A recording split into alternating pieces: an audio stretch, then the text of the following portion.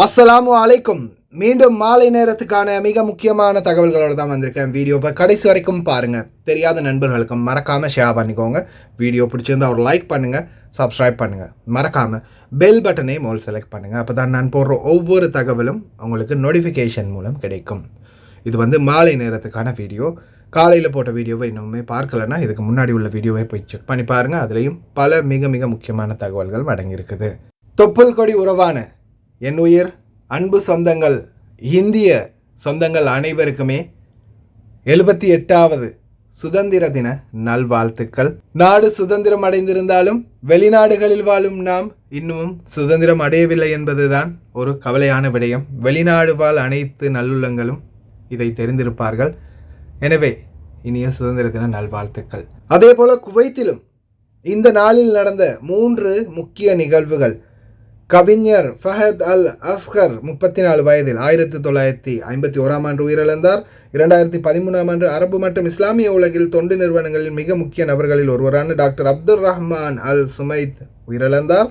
2009ஆம் ஆண்டு 56 பெண்கள் மற்றும் சிறுவர்கள் உயிரிழந்த சம்பவம் அல் ஐயூனில் இதே நாளில் நடந்தது.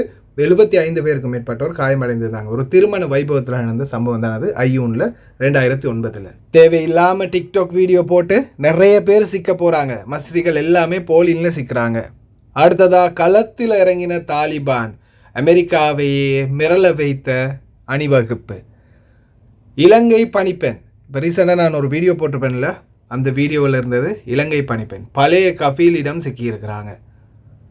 அனைத்து காய்கறி மார்க்கெட்களிலும் சோதனை, விலைகளில் சந்தேகம். மீன்பிடி தொழிலாளர்களே, கடல் தொழிலுக்கு போகக்கூடியவங்களே ரொம்ப கவனம், மிக முக்கியமான ஒரு தகவல். அதே போல் டிக்டாக் 13 வயதுக்குட்பட்ட பல சிறுவர்களின் தகவல்களை திரட்டுகின்றது. இவ்வளோ காலமாக இதில் தானே நம்ம குளித்தோம் அப்படின்னு பிரமிக்க வைக்கும் ட்ரைனேஜ் கலக்கும் கடல் தண்ணீர். ஜாபர் பிரிட்ஜ் பாலத்தில் இருந்து ஒருவர் உயிரை மாய்க்க முயற்சி. பல பேர், பல நூற்றுக்கணக்கான காடுகளும் பத்தாகாக்களும் வைத்தியசாலைகள் குமிந்துள்ளது. என்ன கடைசியில் அனுர நாமலுக்கு கை கொடுக்குறாரு, கல்லர்களோட அவரும் சேர்ந்துட்டாரா அப்படின்னு சில சலசலப்பு. ஒரு சில காமெடி பீஸுகளோட காமெடிகள்.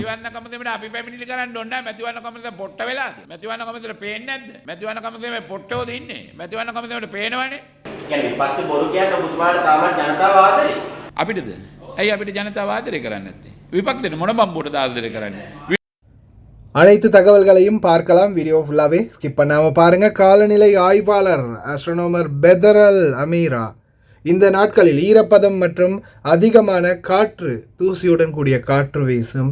இந்த மாத இறுதி வரைக்கும் இந்த நிலை தொடரும் அப்படின்னு தெரிவிச்சிருக்கிறாரு. ரொம்ப கவனமாக இருங்க. ஈரப்பதம், ருத்தூபா தன்மை தான் கொஞ்சம் ஒரு அளவுக்கு எல்லாரையுமே ஆட்டி படைக்கக்கூடாது அப்படின்னு சொல்லலாம். ஏன்னா வெளியில் ஒரு 5 நிமிஷம் வெளியில் நடமாட முடியாது, அந்த அளவுக்கு ஈரப்பதம் இருக்கும், வேர்த்து ஊற்றும். அதே போல் இன்னும் 2-3 நாட்களுக்குள்ளே தொடர்ந்து தூசி காற்று இருக்கும் அப்படின்னு தெரிவிச்சிருக்கிறாங்க. அதால் பாலைவன பகுதிகளில் இருக்கக்கூடியவங்க, வீதிகளில் நடமாடக்கூடியவங்க, ஓட்டுநர்கள் அனைவருமே ரொம்ப கவனமாக இருங்க. الرطوبة تبشر في انكسار شدة الحر ونودع 50 درجة وتعتدل الحرارة ليلا، وبالنهار تبدأ الحرارة بانخفاض تدريجيا، لكن تستمر معانا حتى بداية شهر أكتوبر القادم بإذن الله تعالى. وراح نلاحظ آخر الليل يبرد الماء وأيضا المكيفات تبرد، دليل على انكسار شدة الحر. وهذه أجواء موسم الجليبين اللي نعيشه هذه الأيام، وموسم السهيل اللي راح ندخله إن شاء الله في 24/8. راح تكون إن شاء الله أجواء حلوة قادمة بإذن الله تعالى. எல்லா பக்கமும் எல்லா பிரச்சனையும் முடிஞ்சு அடுத்தது மத்திய கிழக்கு நாடுகளுக்கு அடுத்த அச்சுறுத்தலாக தாலிபான்கள் உள்ளனர் அப்படின்னு அமெரிக்கா ஒரு தகவலை வெளியிட்டிருக்கிறாங்க. ஆப்கானிஸ்தானில் இருந்து வெளியேறிய பிறகு அமெரிக்க படைகள் விட்டு சென்ற பெரும் இராணுவ உபகரணங்களை தாலிபான் இராணுவம் அணிவகுப்பில் காட்சிப்படுத்தியுள்ளன. இது மிகப்பெரிய அச்சுறுத்தலாக மாறுமா அப்படின்னு சில சலசலப்புகளை உருவாக்கியிருக்கிறாங்க. இருந்தாலும் தாலிபான்கள் அடுத்ததாக தயாராகிறது இஸ்ரேலுக்கு எதிரான யுத்தமா அப்படின்னு ஒரு பக்கம் கதை போயிட்டுருக்குது. ஹிஸ்புல்லா, ஹமாஸ் அதெல்லாம் முடிஞ்சு ஈரானும் இப்போ ஆரம்பித்த பிறகு அடுத்தது இன்னொரு பக்கம் ஆப்கானிஸ்தானா. இஸ்ரேலுடைய நிலை என்ன ஆக போகுதுன்னு தெரியலை. ஆப்கானிஸ்தானும் களத்தில் இறங்கினா. அமெரிக்க நீதித்துறை டிக்டாக் செயலியின் மீது பெடரல் நீதிமன்றத்தில் வழக்கு தொடர்ந்துள்ளது. 13 வயதுக்குட்பட்ட குழந்தைகளை தெரிந்தே செயலிகளில் கணக்குகளை உருவாக்க அனுமதித்ததாகவும் அவர்களின் பெற்றோரின் அனுமதியின்றி அவர்களின் தனிப்பட்ட தரவை சேகரிப்பதாகவும் குற்றம் சாட்டப்பட்டுள்ளது. டிக்டாக்கை விரைவில் அழிக்கலைன்னா அது மக்களை அழிச்சிரும் அப்படின்றதுல எந்த மாற்று கருத்தும் இல்லை. அதே போல் டிக்டாக்கால் தவளை தன்வாயாலே கெடும் அப்படின்ற மாதிரி இவர் வந்திருக்கிறது ஒரு ஹோட்டல் வேலைக்கு. இப்போ செலிப்ரிட்டியாக மாறி வீடியோ எடுக்கிறது, அட்வர்டைஸ்மெண்ட் பண்ணுறது, பல வகையில் சம்பாதிச்சிருக்கிறாரு. அதை அவர் ஒருத்தரோட டிக்டாக்கில் வீடியோ போட்டிருக்கிறாரு பேசுகிறது. அது இப்போ ட்விட்டரில் ஷேர் பண்ணப்படுது. அப்போ முன்னாடி ஒரு நபர் போனார், அதுக்கு அடுத்ததாக இவர் ரெசிடென்சி அஃபேருக்கு விரைவில் போவார். الكويت طالع لا تشتغل؟ طلع اشتغل بعمل اعلانات هنا. انت رايح شحات، انت رايح تاكل، رايح تاكل هناك تشتغل. ده انت رايح تملى بطنك، انت مش انت شغال طبايخي اصلا. لا لا هو شغل الطبيخ عيب دلوك عم عيسى. ايوه انت رايح جعان وشحات ورايح تعمل اعلانات عشان تاكل. يا عم عيسى عيب عليك الكلام ده، انت راجل كبير في السن وما ينفعش اغلط فيك. انا رايح الكويت بعمل اعلانات هنا للمطاعم. تغلط فيا كيف؟ انا ما جعان ده شفت ما اقول لك ايه، جيت شحت منك انا. تغلط فيا كيف؟ انت راجل بلوجر ركبت الحماره من القاهره لاسوان، يعني في الاخر تروح الكويت عشان تاكل صحن ملوخيه ولا طبق دمعه ولا شويه رز وتقول لي راح اعمل اعلان. ايوه ماله ايه المشكله؟ انا اللي مزعلني ان انت هتعمل اعلان، تعمل اعلان شيق، مش رايح تاكل طبيخ في الكويت ورايح تاكل على كل هو من على كل. அடுத்த டார்கெட் அவர் தான். என்வாயன்மெண்ட் ஏஜென்சிக்கு ஒரு நீதித்துறை ஒருத்தர் ஒரு போஸ்ட் போட்டிருக்காரு. என்னென்னு பார்த்தீங்கன்னா, பின்னாடி கம்பெனிகள்லேருந்து ஃபேக்ட்ரிகள்லேருந்து எத்தனையோ புகைகள் கிளம்புது, ஆனால் சிகரெட் பிடிக்கக்கூடாது இந்த இடத்துல, சுற்றுச்சூழலுக்கு ஆபத்து அப்படின்னு போட்டிருக்கிறாங்க போர்டு.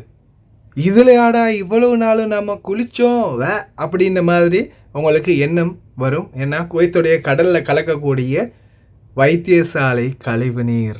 هذا اهداء مني الى اخوي عبودكه اللي اخذوا تمسيحه. قبل لا تطبقون القانون على الناس طبقوا القانون على نفسكم. حنا تعلمنا هالشكل. تشوفون هذا الصرف الصحي، تشوفونه هذا وين يروح؟ بالبحر. ها اهداء مني لاخوي عبودكه اللي اخذوا تمسيحه. تشوفون ها، خليني اقرب لكم بعد. شوفون شوفوا شوفون ها، شوفون الصرف الصحي. شيك طبقون القانون على الناس ولا يطبقونه على نفسهم. هذا البحر كله مجاري صرف صحي. البحر ها هذه فيها جريمة بالقانون. القانون قانون يرضيكم يا متابعيني. ها شوفوا كله ملوث كله مجاري. ها ولو قاعد يمشي بعد، يعني ليته موقف. ها شنو ما يشوفون؟ هذا وين؟ عند المستشفيات. شوفون الصرف الصحي يتكبكب داخل البحر. جريمة.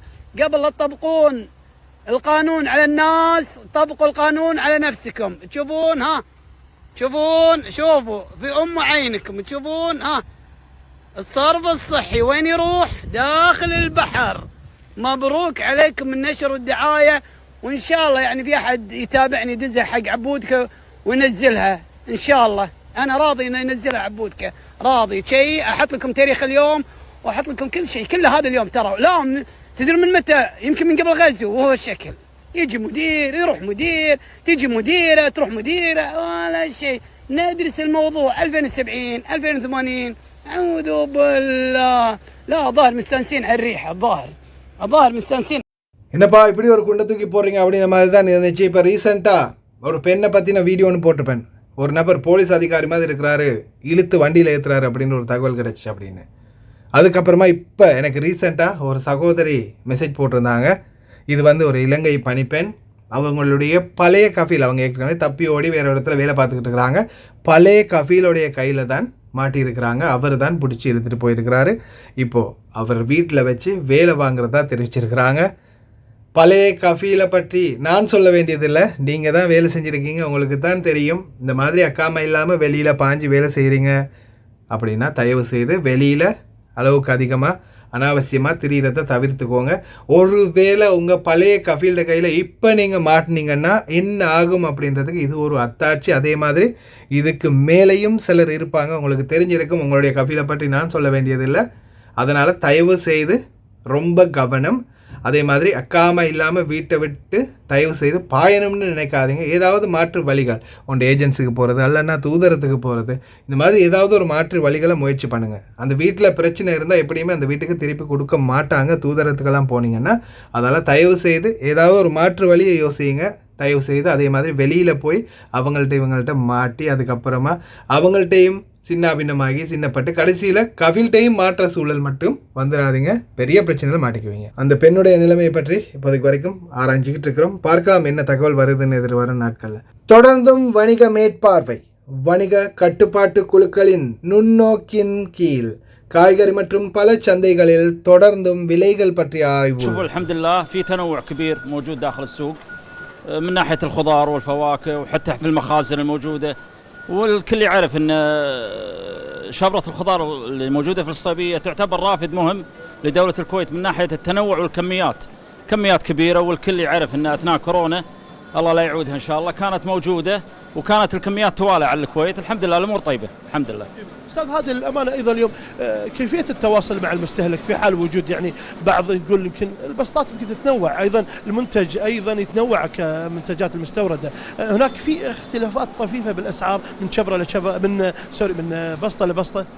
التنوع بالأسعار ضروري بكل مكان، شيء طبيعي لأن المنتجات تختلف. في منتجات من دول أوروبية هذه أسعارها عالية تكون، في منتجات من دول خليجية، في منتجات من دول عربية، فالتنوع بالأسعار هذا شيء طبيعي. والزبون على قولتهم يغارم بالأسعار. احنا نصيحة أنه لا يشتري من أي بسطة، لازم يروح يفتر ويشوف بالأسعار. وحنا عندنا فرق طوارئ موجودة يوميا تنزل للسوق وتاخذ الأسعار وتزود فيها منصات التواصل الاجتماعي اللي هي تبع وزارة التجارة. عندنا سلمك الله السوق الأسماك، في شباب ينزلون وياخذون يومي على مدار الساعة أسعار الأسماك يومي، ونزودها بمنصات وزارة التجارة والصناعة وموجودة في حساب وزارة التجارة. الزبون والمستهلك يقدر يفتح الحساب ويقدر يطلع على الأسعار. இது ரிக்கா கிளினிக். பல பேர் பார்த்தீங்கன்னா ஏடிஎம் கார்டு, அவங்களுடைய பத்தாக்க மதனியா, அதே போல் வண்டியோட சாவி முதல் கொண்டு மறந்து வச்சுட்டு போயிருக்காங்க. ரிக்கா கிளினிக்கில் சேர்ந்து இருக்கிற தொகையை பாருங்க. شو اسوي فيها؟ قولوا لي. اعطونا حل يا رب. انا بعرف اللي ناسي بطاقة البنك هذا ما له قلب. وهذا ناسي مفتاحه. شو اسوي؟ இன்று காலை ஜாபர் பாலத்திலிருந்து கீழே விழுந்த ஒரு நபரை உடனடியாக மீட்பு குழு காப்பாற்றியுள்ளது. இவர் உயிரை மாய்த்து கொள்ள குதித்தாரா அல்லது இடறி விழுந்தாரா அப்படின்ற விசாரணைகள் மேற்கொள்ளப்பட்டு வருது. பாலத்தை பார்க்க போனாலும் தயவு செய்து ரொம்ப கவனம். என்னது ஸ்மோக்கிங் இங்கிலீஷா? அது என்னப்பா ஃபேமிலியா ஃபீமேலா மேலான்னு கேட்குறது தான். அப்படியா? கேளுங்க, கொஞ்ச நேரம் சிரிங்க. فاميلي ولا ثاميلي؟ فاميلي ولا ثاميلي؟ حق نسوان ولا رجال؟ I don't understand what you... smoking English? Yes. هذا حق نسوان ولا رجال؟ ما في معلومة انجليش. نسوان ولا கடைசியில் சொன்னாரு பாருங்க, மாஃபி மால் இங்கிலீஷ். யாருக்குப்பா இங்கிலீஷ் தெரியாது? என்னது புகைதா இங்கிலீஷு, ஸ்மோக்கிங் இங்கிலீஷ். எங்கே போய் சொல்ல? சிரிச்சிங்களா இல்லையா? அடுத்ததா கடலோர தொழிலாளர்களே, கடலுக்கு போகக்கூடிய தொழிலாளர்களே, உங்களுடைய கவனத்துக்கு நல்லாவே பாருங்கள். ஒரு பிளேடு கட்டரை வச்சு கட் பண்ண எப்படி இருக்குமோ அதை மாதிரி எப்படி கட் பண்ணுதுன்னு பாருங்கள். அதுவும் இந்த அலுமினிய கேலனை. தயவு செய்து ரொம்ப கவனம், கையை மட்டும் கொடுத்துடாதீங்க உயிரோடு இருக்கிற டைமில் இந்த மீன்கள் பிடிப்பாட்டா. அடுத்ததா ஷுவைக் காய விட்டுருங்க. கறிக்கடைகளில், இறைச்சி கடைகளில் அதிரடியான சோதனை உணவு பாதுகாப்பு குழு. பழைய மிச்சம் பழசி, ரொம்ப பழசெல்லாம் வச்சு வியாபாரம் பண்ணியிருக்கிறாங்க. இந்த கறிக்கடைகளில் ஃப்ரேசரில் இருக்கிறதால இந்த ரொம்ப கெட்டியாக இருக்கும், நல்ல திண்மமான நிலையில் இருக்கிறதால கறி எத்தனை மாதத்து கறி அப்படின்றதே நம்மளுக்கு தெரியாது. ஏன்னா இறைச்சிகளை ஃப்ரேசரில் வச்சுருந்தாங்கன்னா அதை வந்து கண்டுபிடிக்கவே முடியாது எத்தனை நாளாக இருக்கும் அப்படின்னு. இறைச்சிகளை வாங்க போகிறீங்களா இருந்தால் தயவு செய்து ரொம்ப கவனமாக வாங்கிக்கோங்க. அதே மாதிரி இதுலேயும் பல நோய் தொற்றுகள் இருக்குது. ரொம்ப பழைய இறைச்சிகளாக இருந்தால், மீன்களாக இருந்தால் நிச்சயமாக அதுலேயும் பெரிய அளவான நோய் தொற்றுகள் இருக்குது. அதனால் ரொம்ப கவனம். முடிஞ்ச வரைக்கும் ஃப்ரெஷ்ஷான இறைச்சிகளை, மீன்களை வாங்க பாருங்கள். மீன் வாங்கும்போது செதில் பிடிச்சு பாருங்கள். இரத்த கலரில் சிகப்பாக இருந்துச்சுன்னா மீன் நல்லம். இறைச்சி வந்து எப்போவுமே சிகப்பாக இருக்கக்கூடிய புது இறைச்சிகளை வாங்குங்க. ஃப்ரேசரில் உள்ளதுகளை வாங்குறது தவிர்த்துக்கோங்க. 2024ஆம் ஆண்டுக்கான தேர்தல், நாமல் ராஜபக்சேயும் சஜித் பிரேமதாசவும் இன்னமும் அப்படியே தான் இருக்கிறாங்க. ஏதோ நம்மளுடைய ஜொலிசியாவான ரணிலும் அனுரகுமார் திசாநாயக்கவும் தான் இப்போதைக்கு அப்டேட் ஆகி இருக்கிறாங்க. ஐடி கார்ட்லேயே தெரியுது. இன்றைய தினம் நாமினேஷன் தாக்கல் பண்ணுறதுக்காக 39 கேண்டிடேட் பங்கு பெற்றிருக்கிறாங்க. 39 பேரா? அது யாருப்பா மீதி பேர்? இலங்கை அரசாங்கத்துக்கு இப்படி ஒரு சம்பவமா அப்படின்ற மாதிரி தான் இருக்குது. அதே மாதிரி இதில் முக்கியமான விடயம் என்னென்னா, நாமல் ராஜபக்சேயும் சஜித் பிரேமதாசவும் இன்னும் சென்டிமெண்ட்டுக்காகவோ தெரியலை பழைய ஐடி கார்டை மாற்றாமல் அப்படியே வச்சுருக்கிறாங்க. இப்போதைக்கு ரணில் தாத்தாவும் அனுரகுமாரையும் தான் தற்போதைக்கு அவங்களுடைய ஐடி கார்டை வந்து ஸ்மார்ட் ஐடியாக வச்சுருக்கிறாங்க. அதுதான் இதில் ட்விஸ்டான விஷயம். அதே மாதிரி இந்த கடைசி கட்டத்தில் அனுரகுமார திசாநாயக்கவும் நாமல் ராஜபக்சவும் வந்து கை கொடுத்துக்கிட்டாங்க. ரணிலும் சஜித் பிரேமதாசவும் கை கொடுக்க போகும்போது சஜித் வந்து கும்பிடு போட்டு ரணிலை காய் வெட்டி விட்டார். ஆனால் இப்போ இதில் பார்த்தீங்கன்னா, இப்போ சில நெட்டிசன்கள் என்ன பண்ணுறாங்கன்னா இதை வைரல் ஆக்குறாங்க. பாருங்கள், யார் இவரா திருடங்களை பிடிக்க போகிறது? அனுரதான் இப்போ இந்த நாமலோட கை கொடுக்குறாரு. இப்போ எல்லாமே ஒன்றுக்குள்ள ஒன்றாகிட்டாங்க, எல்லாமே ஒன்று தான்ப்பா அப்படின்ற மாதிரி நக்கலாக சில பதிவுகள் இடுறாங்க. இருந்தாலும் ஒரு சாம்பிரதாயத்துக்காக, ஒரு மரியாதைக்காக, சாதாரணமாக 2 நாடுகளுக்குள்ள ஒரு போட்டியாளர்களே வந்து கை கொடுக்கும்போது சாதாரணமாக அரசியல்வாதிகள் இவங்க கை கொடுக்கறதுல எதுவும் தப்பு இல்லையே. அதே மாதிரி அனுரகுமார திசாநாயக்க இதுவரைக்கும் ஆட்சிக்கு வராத ஒருத்தர். தேர்தலை பற்றி ஒரு சில விஷயங்கள் பேசலாம். பிடிச்சவங்க தொடர்ந்து பாருங்கள், இல்லாதவங்க பிடிக்காதவங்க ஸ்கிப் பண்ணிக்கோங்க, இதோட முடிச்சுக்கோங்க. தேர்தலை பற்றி சில காமெடியான செய்திகளும் இருக்குது. ரணிலை பற்றின உண்மையான திடுக்கிடும் தகவல் ஒன்றும் இருக்குது. கடந்த காலங்களில் ஈஸ்டர் சண்டையில் வந்து தாக்குதல் நடத்தப்பட்டது. ரணிலுக்கு தெரியும், அவங்களுக்கு தெரியும் அப்படின்றது அவங்களே பாராளுமன்றத்தில் ஒத்துக்கொண்டாங்க. அதை மக்களுக்கு நாங்கள் சொல்ல முடியாத சூழலில் இருந்தோம் அப்படின்னு சொல்லியிருக்கிறாங்க. அப்போ அந்த அளவு குரோதமான ஒரு அரசியலை தான் இது வரைக்கும் இவங்க நடத்திட்டு வந்திருக்கிறாங்க அப்படின்றது உண்மையிலேயே வெட்ட வெளிச்சமாக தெரியுது. அதுவும் யார் சொல்லியிருக்கா தெரியுமா?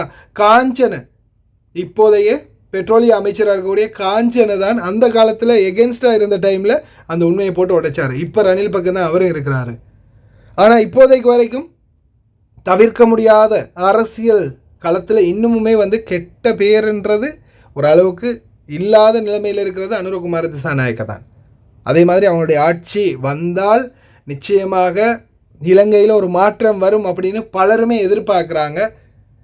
அதே போல் மக்களுடைய ஆதரவும், சாதாரணமாக சோஷியல் மீடியாவை எடுத்துக்கொண்டாலும் சரி, நாட்டில் மக்களுடைய கருத்துக்களை பார்த்தாலும் 100க்கு ஒரு 65% மக்களுடைய சப்போர்ட் வந்து இப்போதைக்கு என்பிபிக்கு தான் இருக்குது, ஜேவிபி சம்மந்தப்பட்ட கட்சிக்கு தான் இருக்குது. அதுக்கு அடுத்தது தான் நாமலுக்கா இல்லாத ரணிலுக்கா அப்படின்றத தீர்மானிக்கலாம். ஆனால் நாட்டை கட்டியமைப்பினாத காப்பாற்றினார் அப்படி இப்படின்னு ரணில் வந்து உல்டா விட்டதுக்கு ரணிலே பெரிய பயங்கரவாதி. அதே போல் தாக்குதல் நடத்தப்பட்ட டைமில், ஈஸ்டர் தாக்குதல் நடத்தப்பட்ட டைமில் உண்மையை தெரிஞ்சு மக்களுக்கு சொல்லாத ஒரு கல்லூடி மங்கன்.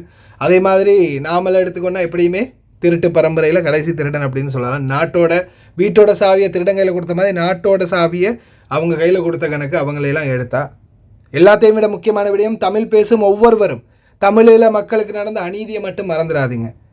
இன்றைக்கி இந்த காசாவில் நடக்கக்கூடிய பிரச்சனைகள் எப்படியெல்லாம் வீடியோக்களில் வருது நம்ம பார்க்குறோம். அன்னைக்கும் அதே மாதிரி இந்த டிக்டாக் சமூக ஊடகங்கள் நல்லபடியாக நம்ம கையிலெல்லாம் மொபைல் ஃபோன், ஸ்மார்ட் ஃபோன் இருந்திருந்தால் ஈழத்தமிழர்களுக்கு நடந்த அநீதியை சிங்களவர்களே இறங்கி தட்டி கேட்டிருப்பாங்க. ஏன்னா அந்த அளவுக்கு அநீதிகள் நடந்திருக்குது. மறந்துடாதீங்க ஒவ்வொரு தமிழர்களும் அதை மட்டும். பாருங்கள், காஞ்சனை, சிங்களம் தெரிஞ்சவங்க இதை கட்டாயம் பாருங்கள்.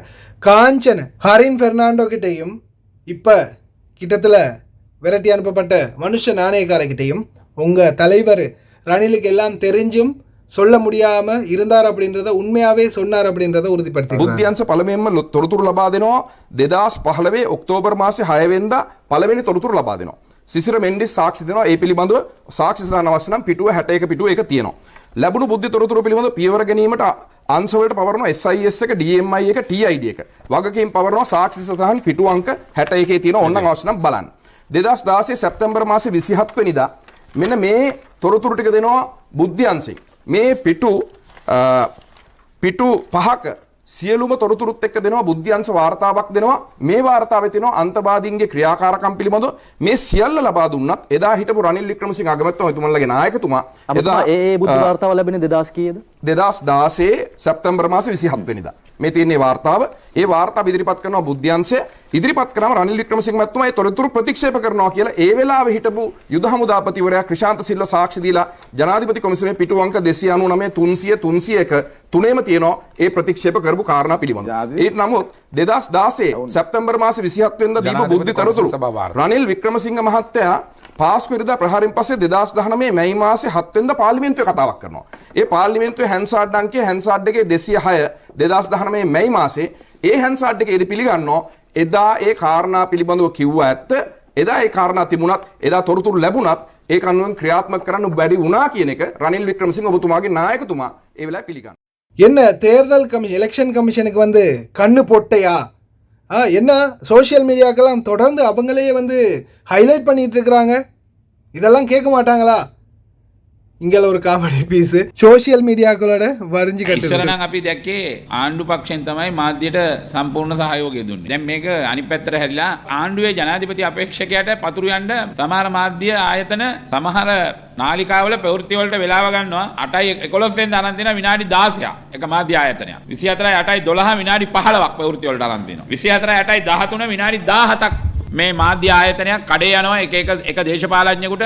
මේ ගැන හරි කනගාටුයි. මම මැතිවරණ කොමිසමේ මෙච්චර කල් බලාගෙන ඉන්නවා. මැතිවරණ කොමිසම දැන් අපි මොන හරි කරාම තමයි මැතිවරණ කොමිසම එන්නේ අපේ පස්සෙන් හොයන්න. මැතිවරණ කොමිසමට තියෙනවා මීට වැඩිය වගකීමක්. මැතිවරණ කොමිසම දැනගන්න ඕන මේ වගේ එක දේශපාලඥයෙක් වෙනුවෙන් මෙහෙම මේ මාධ්‍ය හැසිරෙන්නේ මොකටද? මේ මාධ්‍ය ආයතනය මේ මැතිවරණ කොමිසමේ බලයක් තියෙනවනේ දැන්. මැතිවරණයක් විසිරවලා දැන් මැතිවරණයකට තීන්දුව කරලා තියෙන වෙලාවේ මැතිවරණ කොමිසම දැනගන්න ඕන නිසි බලධාරියෙක් පත් කරලා මේ වෙනුවෙන් රජයේ මාධ්‍ය ආයතන හා අනිත් මාධ්‍ය සියල්ලම නියාමනය කරන්න ඕන. එක මාධ්‍ය ආයතනයක් එක මිනිහෙක් වෙනුවෙන් වැඩ කරන එක අසාධාරණයක්. වැදගත් ආයතනයක තමන්ගේ පෞද්ගලික ඒවා පරමාර්ථ ඉෂ්ට කරගන්න බැරි වෙච්ච ඒවා ආයේ පරමාර්ථ ඉෂ්ට කරගන්න මේ මාධ්‍ය ආයතන හැසිරෙන විදිය සම්පූර්ණයෙන්ම වැරදි. මම මැතිවරණ කොමිසමට කියනවා අපි ඊට පස්සේ මැතිවරණය කරනකොට අපි වැරදි වැඩ කරන්න આવොත් මේ මැතිවරණ කොමිසම ඒවට බලා ගන්න වෙයි. මැතිවරණ කොමිසමට පණ තියෙන්න ඕන නිසි බලධාරියෙක් පත් කරලා මේක නියාමනය කරන්න.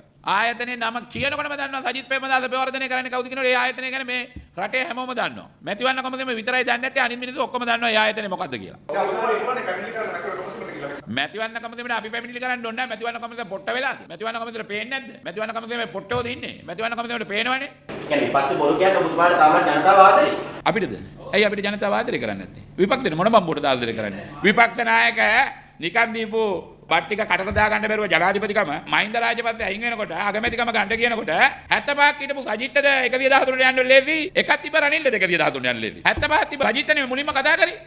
මේ රටේ මිනිස්සු තෙල් නැතුව, පොහොර නැතුව, ගෑස් නැතුව පොලිමේ හිටියා. සජිත්ට තෙල් නැති උන්නේ නැහැ. සජිත්ට පොහොර නැති උන්නේ නැහැ. සජිත්ට ගෑස් නැති උන්නේ නැහැ. අනුර කුමාරට තෙල් නැති උන්නේ නැහැ. අනුර කුමාරට ගෑස් නැති උනේ නැහැ. මේ රටේ මිනිස්සුන්ට තෙල් නැති උනේ ගෑස් නැති උනේ. මේ කතා කරන මටත් තෙල් ටිකක් කොහෙන් හරි හම්බුණා. ගෑස් ටික සිලින්ඩරේ කොහෙන් හරි හම්බුණා. ඒ වුණාට නැති උනේ මේ ඕගොල්ලෝ වගේ සමස්ත රටේ රටවැසියුන්. ඒ වෙලාවේ රටේ වගකීමක් තියෙන විපක්ෂක නායකයෙක් රටේ නායකත්වය බාර ගන්න නැතුව පැහැර හැරලා රට බල්ලට යනකම් රට කඩා වැටලා රට විනාශ වෙලා රටේ මිනිස්සු බඩගින්නේ පොලිමේ මරා ගන්න දීලා අද බංගලිදේශේ බවට මේ රට පත් වුණා. මේ රට බංගලිදේශේ බවට පත් වෙනකම් බලා හිටපු මේ සජිත් ප්‍රේමදාස දැන් වියදම් කරන්නේ. දැන් මොකටද බස් දාලා දින්නේ? දැන් මොකටද සල්ලි වියදම් කරලා කට් අවුට් දාලා වියදම් කරන්නේ? නිකන් දීපු ජනාධිපතිකමනේ. නිකන්නේ තිබ්බේ. නිකන්නේ දුන්නේ. ඒ වෙලාවේ හිටියන දැන් ජනාධිපති විදියටනේ ඡන්දෙ ඉල්ලන්නේ. ජනාධිපති අපේක්ෂකයා විදියට නෙවෙයි. ඉතින් මිනිස්සු එහෙම තිබ්බ සෝමාලියට වැඩිය බංගලිදේශේ වගේ තිබ්බ රටක් අද තෙල් තියෙනවා, ගෑස් තියෙනවා, පොහොර දෙනවා. මිනිස්සුන්ට මොකද්ද තියෙන අස්වැතුම දෙනවා. ඉතින් අපිට නැතුව මිනිස්සු කාට දෙන්නද? නිකන් පස්සට ගිහිල්ලා හැංගිලා පස්ස දොරෙන් ගිහිල්ලා ඩලස් ගෑන්ගේ තියලා ජනාධිපතිකම ඡන්දෙ ඉල්ලන වෙලාවේ පාර්ලිමේන්තුව වෙලාවේ එයාට දෙන්න කවුද? මිනිස්සු ඒකට සූදානම්ද? නෑ. මිනිස්සු දන්නවා එයාට බෑ. එයා බියගුල්ලෙක්. රටක් වැඩිච්ච වෙලාවේ රටක් නැති වෙච්ච වෙලාවේ මහ ජනතාව අසීරුතාවයටපත් වෙච්ච වෙලාවේ එයාට මොනවත් නැති උනේ නෑ. එයාට හොඳට ගෑස් හම්බුණා, තෙල් හම්බුණා. එයාට ප්‍රශ්න නැතුුනේ නෑ. අනුර කුමාරට ගෑස් නැති උනේ නෑ. අනුර කුමාරට ඇඳුනුත් දෙන එක ගෑස් සිලින්ඩරයක් ගෙන දෙන්න කවුරුත් හිටියේ නැද්ද? අනුර කුමාර දැනුත් තෙල් ගහනවනේ මිනිස්සු. එනයි ඉතින් ඒ වෙලාවේ තෙල් ගහුවා එයාලට. මිනිස්සුන්ට තෙල් ගහන්න කවුරුත් හිටියේ නෑ. කරලා දෙන්න මම නිරීක්ෂණය කරනවා. මාලිමාවට 3 දෙකක් ලං බේරගන්න දෙවි ඉදට. மாலிமாவட்டது හැමදාම හම්බෙන තුන තමයි. තියෙන තුන බේරේ. எது எப்படியோ இலங்கையர்கள் கடைசி மட்டுக்கும் வந்தீங்களா மக்களே? எது எப்படியோ இலங்கையர்கள் கடைசியில் நான் மட்டும் தான் தனியாக பேசிகிட்டு இருக்கிறேனோ, கடைசி வரைக்கும் பார்த்துருந்தா ஒருத்தராவது ஆமான்னு சொல்லிட்டு போங்கப்பா, மனசுக்கு நிம்மதியாக இருக்கும். ஏன்னா இப்போ சில விடயங்கள் நிச்சயமாக நம்மளும் தெரிஞ்சு கொள்ளணும்.